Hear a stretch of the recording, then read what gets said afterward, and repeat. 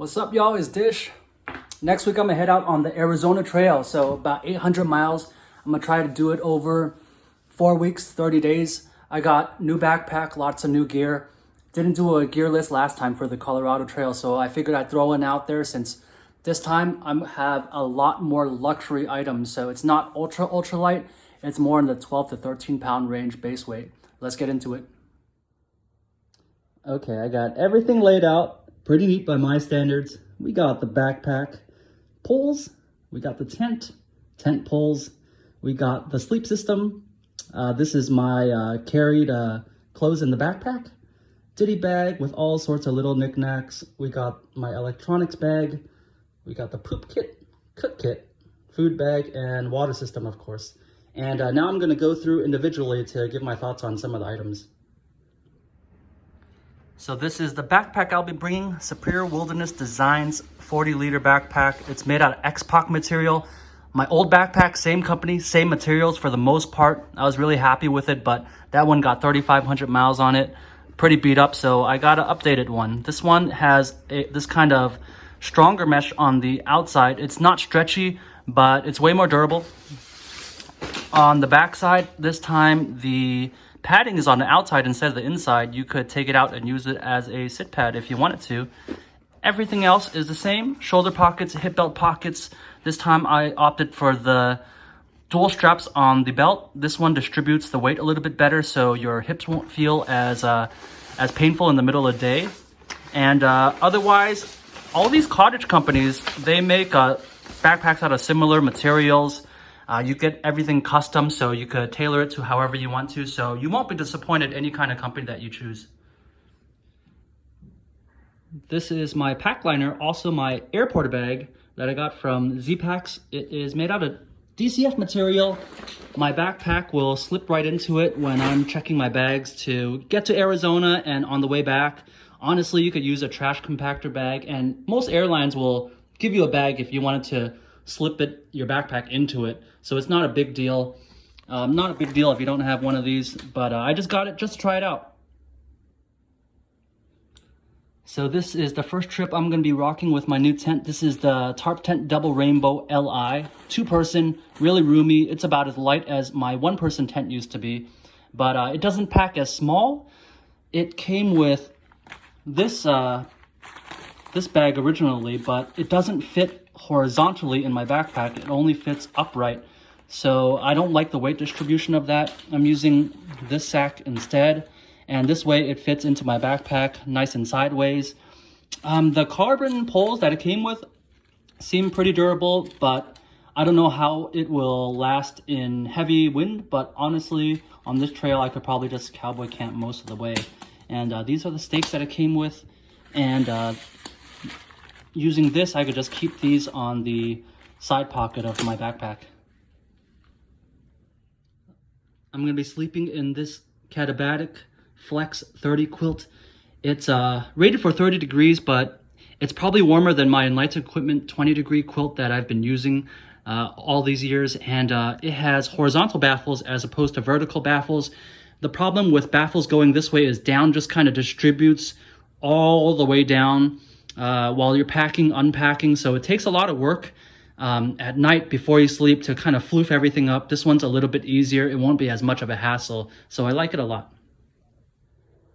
This is the rest of my sleep system. A little bit more luxurious than I normally go for. I normally go with a foam pad, but this time I have the Neo Air X Lite wide version actually. So it's 5 inches wider on the sides. It makes it so that if you sleep on your back, your arms won't hang off the side.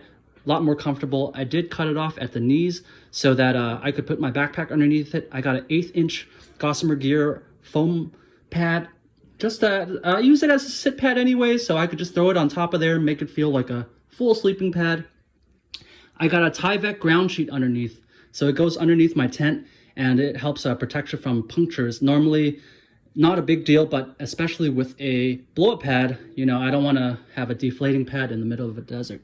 And for my pillow, I used it last year for the Colorado Trail. It's the Aeros Premium Extra Large. Super big. I think it's about 7 ounces, so way heavier than the normal pillow, but After I went with this, I cannot go back to a smaller pillow, so it is what it is. So let's go over all the little knickknacks, starting with electronics. I carry a Anker Power Core 20,000 milliamp power bank. It has the PD charging. It charges faster, especially if I'm just in town for like 2 hours, not staying at a hotel. This will get much more charge than my old version. Got this plug from Amazon. It folds, which I really like, it not poking into stuff. It's got the USB-C and the old USB and all the little cables, my earphones, and my Nightcore headlamp that I've used for years. It's either the NU20 or the 25, I'm not sure, but it has the regular light and it also has the red light, which is really nice at night if you don't want to kind of blind yourself. All the normal toiletries. I normally carried a Ziploc bag before, but this time I'm just going with my regular Eagle Creek travel little ditty bag, and just normal stuff. Body Glide for the desert. This is lubricant that you just apply for your feet or whatever might chafe. I normally don't carry it, but if it's a desert and it's hot, I feel like it's pretty important. It's a little bit heavy, but worth it not to have to deal with blisters as much. If you do have blisters, always carry Leukotape. So you just lance it through and pop the blister and then put some Leukotape on it, and this stuff will stick on and you don't have to worry about it coming off. And I wrap it around my Sharpie, wrap it around my poles and all that, just to have a little bit extra. Other stuff, pretty standard. Little travel wallet, tent repair, some ibuprofen. And poop kit is just normal poop kit stuff. I always have wet ones. I send some to myself too in my resupplies. Always wipe down with one at the end of the night just to kind of feel a little bit cleaner. So that's all this. All right, working on the food and water situation. About 4 days of food, and this is 5 liters of water capacity, 3 in smart water bottles, and then I have a 2-liter platypus. I got the flip caps that I got from smaller bottles. I like them so that I could just use it with one hand, reach in my backpack, flip it open without using my other hand. Sawyer squeeze, I only ever use the Sawyer squeeze, not the mini or anything else. I like the flow rate, and with the flip caps, you could actually jam it on this end and squeeze with clean water coming in from the top, and it'll actually back flush all the dirty stuff out of the filter from the bottom. So if you do that every couple days or so, you don't have to worry about the filter slowing down. I got a Crystal Light dropper bottle. Water is pretty nasty on this trail, so make it taste a little bit better, especially since I might be mixing in these aqua tabs that I got from Amazon. I never add tablets to my water, but it's all cow water supposedly, so just as a little insurance. And we got our cook pot. It is a Toaks 650 milliliter, I believe. So it fits 2 ramens or anything else I need to cook. The stove is a MSR Pocket Rocket 2. It has really nice folding arms that fits into this little case that it comes with. I always carry a little scrubber or sponge to do some dishes, scrub out some stuff if need be. In the daytime, I keep all my food in a big old food bag, but at night, everything, including that food bag, anything scented goes inside OPSAC. I've used this as long as I've been backpacking. I never had any problems with critters gnawing into my tent trying to get my food. And what the food looks like for the bulk of the calories, we got lunchtime. I always like tortillas and salami. I'll pick that up from grocery stores whenever I pass by. And for dinners, I either eat ramen that I buy, or this is 4 servings that I made. I mixed together 1 box of minute rice, a big old bag of dehydrated refried beans, and then some taco seasoning. And then if you look closely, there is also some dehydrated vegetables in there too. It's not much different than like the vegetables you see in cup of noodles, so nothing fancy. And a lot of candy. I don't like bars as much. I definitely don't like Cliff Bars. I don't like trail mix at all. And for a little bit extra protein for dinner, heavy, but this is my childhood favorite, Daoxi Lang Yu, that I got from Chinatown. It's got the black bean in oil with the fish, and I got some roasted eel. And any stretch that I do, the stretches are probably about 100 miles each. I just carry like a can of beer, or this time it's cider. So have a little treat where it's most needed. And the last thing I'm going to be carrying is my clothing. I got the clothing that I'm going to be wearing on this side and the clothing that is going to be in my backpack on this side. So starting off, we got some type of sun shirt from Patagonia. It's a lightweight nylon blend, so it won't smell as much, and light colors, so it's great for the desert. This is the first time I'm wearing long pants.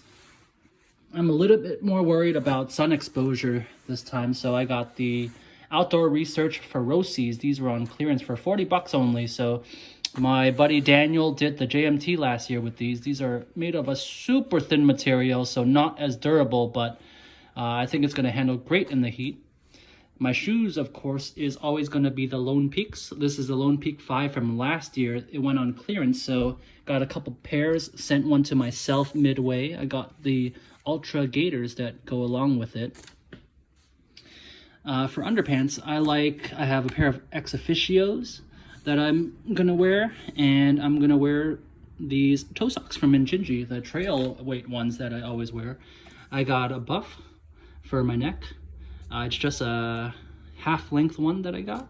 Got a pair of sunglasses. I got some Columbia PFG sun gloves. And then I got a dorky-looking sun hat. It droops like that. Great for the desert. Looks not the most flattering, but with this setup, I have to use only minimum sunscreen, I think.